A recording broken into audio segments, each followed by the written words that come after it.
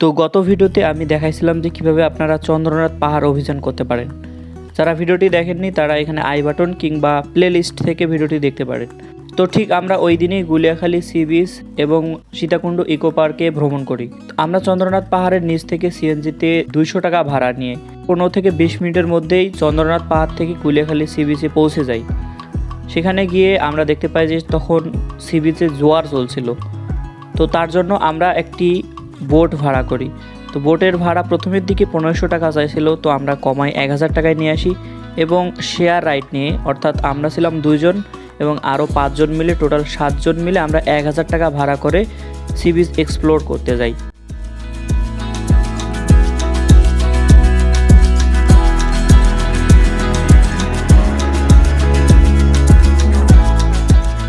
কক্সবাজারের মতো না, কক্সবাজারে 200-300 টাকা খরচ করলেও 1 মিনিটের মধ্যে আপনাকে সি বিচের পুরোটাও দেখাবে না, হালকা একটু ঘুরাই নিয়ে আসবে।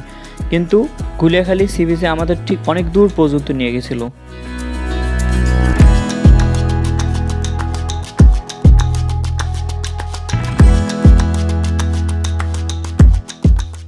তো তারপর আমরা বোর্ডের মামাকে রিকোয়েস্ট করাই আমাদের সি বিচের ওখানে নামায় দেয় এবং আমরা সেখানে 20 মিনিট সি বিচের সৌন্দর্য উপভোগ করি। তো সি বিচে যাই আমরা গোসল করতে পারি না, কারণ আমরা যথেষ্ট পরিমাণ কাপড় চোপড় নিয়ে যাইনি, এজন্য গোসল করতে পারিনি, জাস্ট শুধু পা ভিজাইছিলাম। শীতল বাতাসে দেখেছি তোমায়, মেঘ মিলনে চেরা করুণা। তো তারপর সেখানে হালকা ঘোরাঘুরি করে পানি এবং কিছু খাওয়া দাওয়া করে আবার 20 থেকে 30 মিনিটের মধ্যে আমরা বোটে উঠি এবং সেখান থেকে আমরা আবার আমাদের রুমে যাই। তো আপনারা যারা সীতাকুণ্ডে বাজারে থাকবেন তারা অবশ্যই দুপুরে কিংবা রাতে সীতাকুণ্ড বাইপাস থেকে ভাবির হোটেল নামে একটি দোকান আছে, সেখানে যেয়ে আপনারা গরুর মাংস ট্রাই করতে পারেন। তো তারপর আমরা দুপুরের খাবার সেরে আবার রুমের দিকে ফিরে আসি এবং সীতাকুণ্ড ইকো পার্কের দিকে রওনা হই।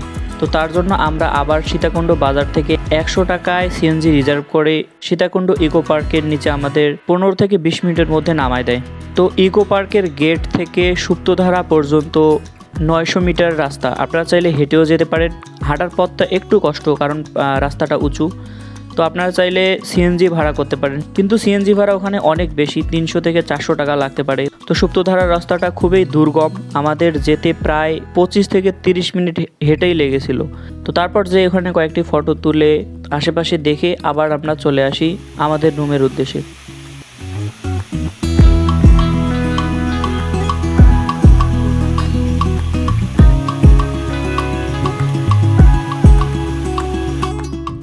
তো আমরা পরের দিন খৈয়াছড়া ঝর্ণা এবং মহামায়া লেকে ঘুরতে যাই। তো তার জন্য আমি আলাদা করে ভিডিও তৈরি করব।